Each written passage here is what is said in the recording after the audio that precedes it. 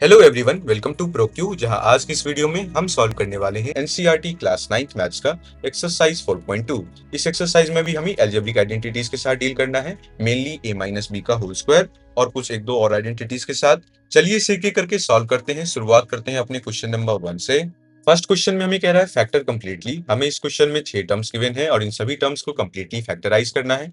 First part में हमें solve करना है 9x² plus 24xy plus 16y²।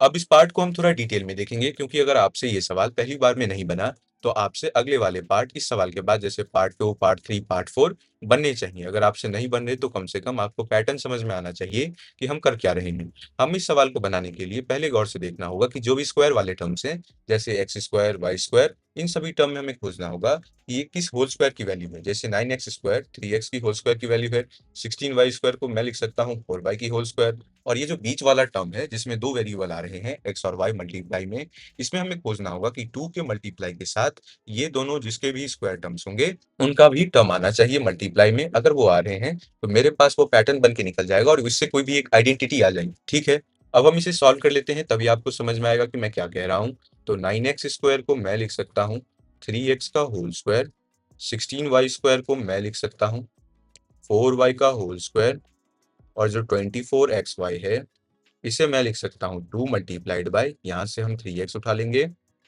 और यहाँ से हम 4y उठा लेंगे। अब अगर मैं यहाँ पे मल्टीप्लाई करके देखूं, ये 2 3 जा 6, 6 4 जा 24, x multiplied by y xy, तो मेरे पास ये निकल के आ रही है। तो हमने फर्स्ट पार्ट में जो टर्म गिवन था उसे तोड़ तोड़ के नीचे लिख लिया है। अब हम इसकी वैल्यू नीचे लिख देंगे। 9x² की जगह मैं लिख सकता हूँ 3x का होल स्क्वायर, 16y² की जगह मैं लिख सकता हूँ, पहले हम इसे ही लिख लेते हैं, 4y का होल स्क्वायर।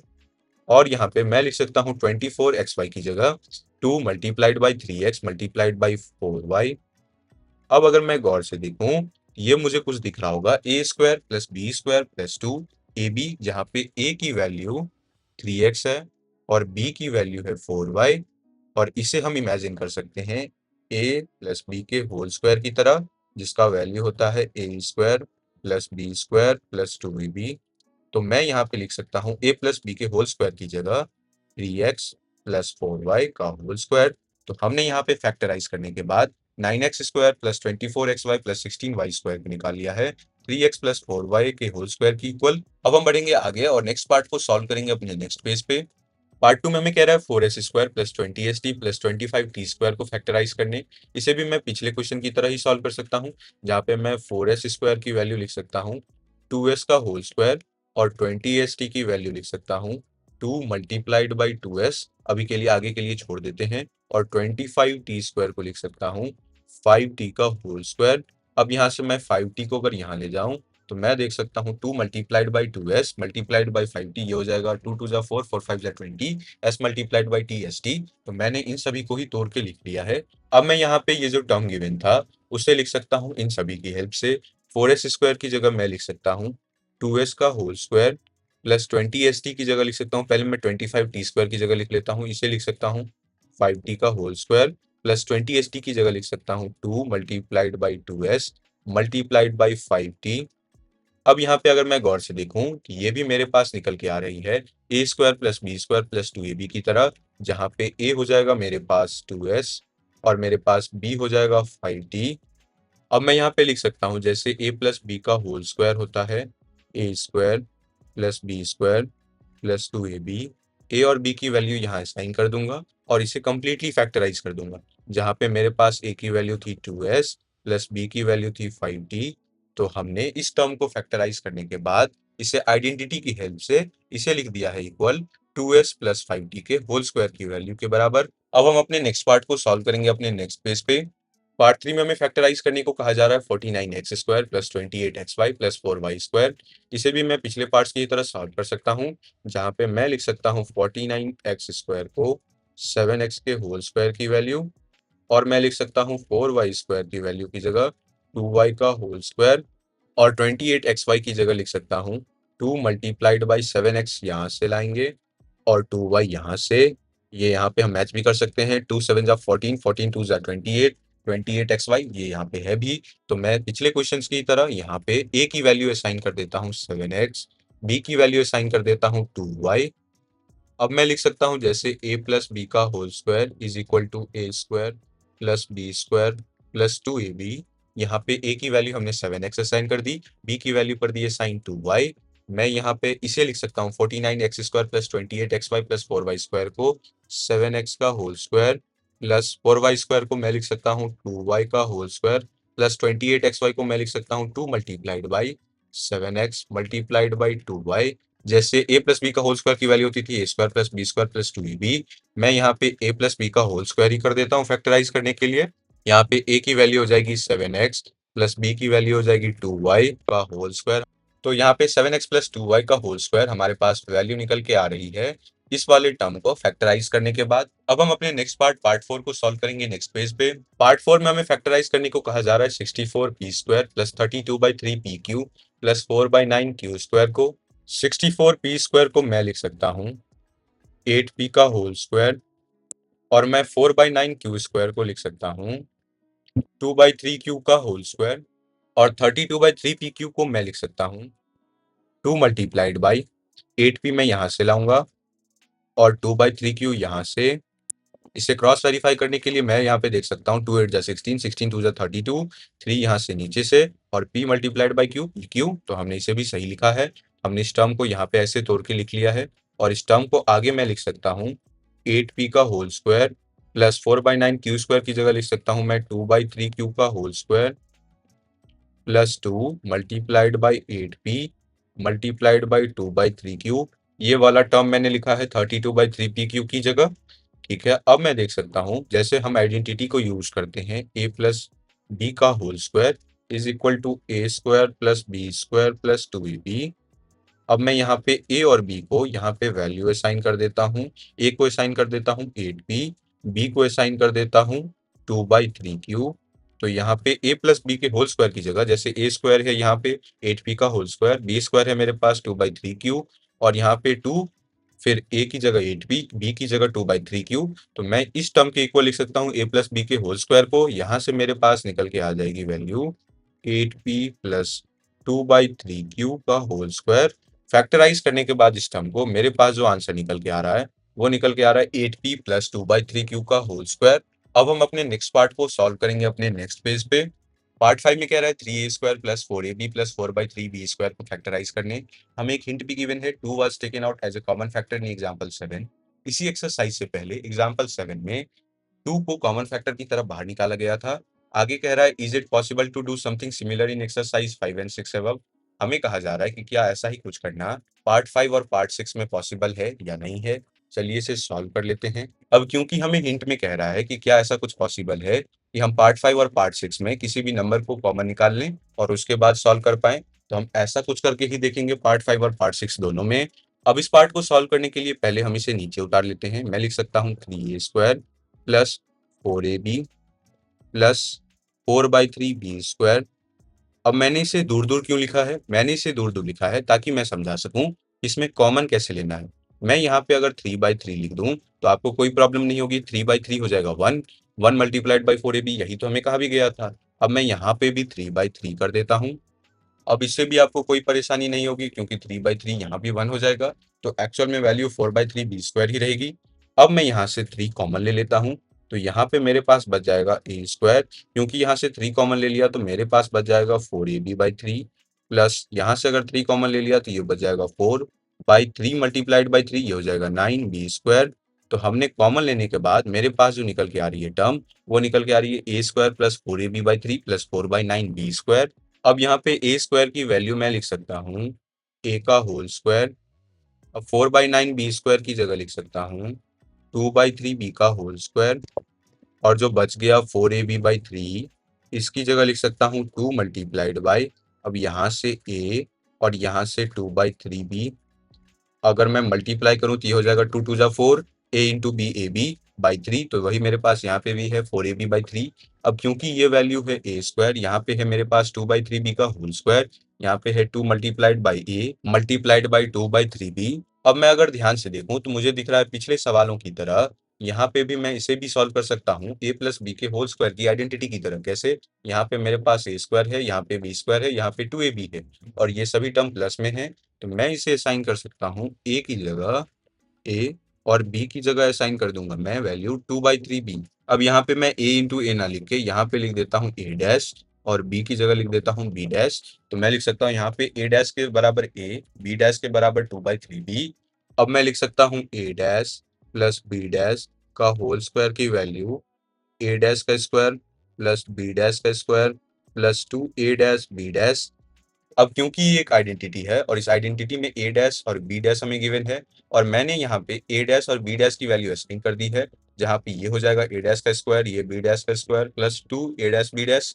तो ये जो वैल्यू है, ये जो टर्म है मेरे पास, वो है इसके इक्वल। तो मैं इसे लिख सकता हूँ ए डैश की जगह ए प्लस बी डैश की जगह लिख सकता हूँ मैं 2/3 बी का होल स्क्वायर। तो मेरे पास इसे सॉल्व करने के बाद, इसे फैक्टराइज करने के बाद निकल के आ रही है ए प्लस 2/3 बी का होल स्क्वायर मल्टीप्लाइड बाई जो हमने कॉमन फैक्टर यहाँ पे निकाला था उसे लिखना हम नहीं भूलेंगे। तो यहाँ पे मेरी जो फाइनल वैल्यू निकल के आई है वो निकल के आई है ए प्लस 2/3 बी का होल स्क्वायर मल्टीप्लाइड बाई 3। अब हम अपने नेक्स्ट पार्ट को सॉल्व करेंगे नेक्स्ट पेज पे। इस पार्ट में हमें फैक्टराइज करने को बोला जा रहा है 9/5 s² plus 6sb plus 5b² को।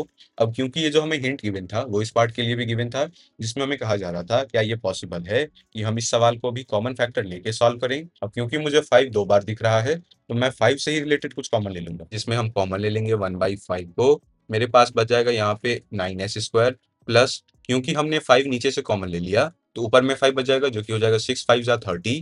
तो मेरे पास बच जाएगी वैल्यू 30sb प्लस, क्योंकि हमने नीचे से यहाँ भी कॉमन लिया था तो ये हो जाएगा 5 मल्टीप्लाइड बाई 5 25v²। तो हमने कॉमन वैसे ही नहीं ले लिया, हमने ये भी सोचा था क्योंकि अगर मैं 1/5 को कॉमन ले लूँ, ये जो वैल्यू है पर्टिकुलर वैल्यू, ये 3s के होल स्क्वायर की वैल्यू हो जाएगी और ये हो जाएगी 5b के होल स्क्वायर की वैल्यू। और ऐसा ही कुछ इन दोनों का ही यूज करके यहाँ भी मेरे पास आ जाएगा 2 से मल्टीप्लाई करने के बाद। तो इसीलिए हमने 1/5 को कॉमन लिया था। और पिछले वाले सवाल में मैंने आपको थोड़ा डिटेल में कॉमन लेना सिखाया था, क्योंकि अगर आप में से किसी को भी कॉमन लेने में प्रॉब्लम होगा तो वो पिछले सवाल में सॉर्ट आउट हो गया होगा। तो आपको ही ट्राई करना है कि ऐसे ही हम डायरेक्ट कॉमन ले लें, कॉमन लेना सीखें। उसके बाद 1/5 को हम थोड़ी देर के लिए ऐसे ही छोड़ देते हैं और हम लिख सकते हैं 9s² को 3s का होल स्क्वायर और 25v² को मैं लिख सकता हूँ 5v का होल स्क्वायर लिख सकता हूँ। और जो मेरे पास बच गया अभी 30sv, इसे हम लिख सकते हैं 2 मल्टीप्लाइड बाई यहाँ से 3s और यहाँ से 5v। ये हो जाएगा 5 3 जा 15, 15 2 जा 30, 30sv। तो क्रॉस वेरीफाई भी हो गया कि हमने जो लिखा है वो सही लिखा है। यहाँ पे भी मेरे पास क्योंकि दोनों ही टर्म में प्लस है तो हम देख सकते हैं कि ये भी जो बनता जा रहा है पैटर्न, वो बनता जा रहा है a प्लस बी के होल स्क्वायर जैसा, जहाँ पे इसकी वैल्यू होती है a² plus b² plus 2ab। और यहाँ पे हम a की वैल्यू असाइन कर देंगे 3s के इक्वल और b की वैल्यू असाइन कर देंगे 5b की इक्वल। अब 1/5 को मैं वैसे ही लिख लेता हूँ यहाँ पे 1/5 और आगे जो मैं लिखूंगा वो इसे रिजेंबल करेगा। जैसे 9s² की जगह मैं लिख सकता हूँ 3s का होल स्क्वायर और 30sv की जगह मैं लिख सकता हूँ 2 multiplied by 3s multiplied by 5v और मैं 25v² की जगह लिख सकता हूँ 5v का होल स्क्वायर। अब क्योंकि यहाँ पे ये पर्टिकुलर पार्ट रिजेंबल कर रहा है इस पर्टिकुलर पार्ट को, मैं इस पर्टिकुलर पार्ट की इक्वल लिख सकता हूँ a प्लस बी का होल स्क्वायर, क्योंकि ये एक आइडेंटिटी है हमें पता है। तो a प्लस बी के होल स्क्वायर की जगह मैं लिख सकता हूँ a की जगह लिख सकता हूँ 3s, क्योंकि a को मैंने माना है 3s, b को मैं लिख सकता हूँ 5v, यहाँ पे हो जाएगा इसका होल स्क्वायर। अब 1/5 मल्टीप्लाई में था तो वो वैसे ही 1/5 मल्टीप्लाई में हो जाएगा। तो जो फाइनल वैल्यू हमारे पास निकल के आ रही है पार्ट 6 को फैक्टराइज करने के बाद, वो निकल के आ रही है 3s प्लस 5v का होल स्क्वायर मल्टीप्लाइड बाई 1/5। अब हमने इसी पर्टिकुलर पार्ट के साथ क्वेश्चन नंबर 1 को कंप्लीट कर लिया है। अब हम बढ़ेंगे अपने नेक्स्ट क्वेश्चन, क्वेश्चन नंबर 2 की ओर। क्वेश्चन नंबर 2 में मैं कह रहा है find the values of the following using the identity a minus b का whole square is equal to a² minus 2ab plus b²। हमें इस क्वेश्चन में इस पर्टिकुलर आइडेंटिटी का यूज करते हुए इन सभी नंबर्स का स्क्वायर फाइंड आउट करना है। हम इसे एक एक करके सॉल्व कर लेते हैं। हमें फर्स्ट पार्ट में सॉल्व करना है 79 का स्क्वायर। मैं यहाँ पे 79 को लिख सकता हूँ 80-1। 80 को मैं असाइन कर देता हूँ a और 1 को असाइन कर देता हूँ b। अब मैं लिख सकता हूँ यूजिंग a माइनस बी का whole square is equal to a² plus b² minus 2ab। 79 के होल स्क्वायर को मैं लिख सकता हूँ यहाँ पे 80-1 का होल स्क्वायर। मैंने बस ब्रैकेट में 79 की जगह 80-1 लिख दिया जो कि 79 ही होता है। अब मैं यहाँ पे देख सकता हूँ कि ये जो पर्टिकुलर टर्म है वो a माइनस बी के होल स्क्वायर जैसा दिख रहा है, इसे मैं वैसे ही सॉल्व कर सकता हूँ। यहाँ पे हो जाएगा मेरे पास 80 का होल स्क्वायर प्लस 1 का स्क्वायर -2 मल्टीप्लाइड बाय a की जगह मैं 80 लिख सकता हूँ, b की जगह मैं 1 लिख सकता हूँ। अब यहाँ पे 80 का स्क्वायर हो जाएगा 6400 प्लस 1 का स्क्वायर हो जाएगा 1 minus 2 multiplied by 80 160 multiplied by 1 160।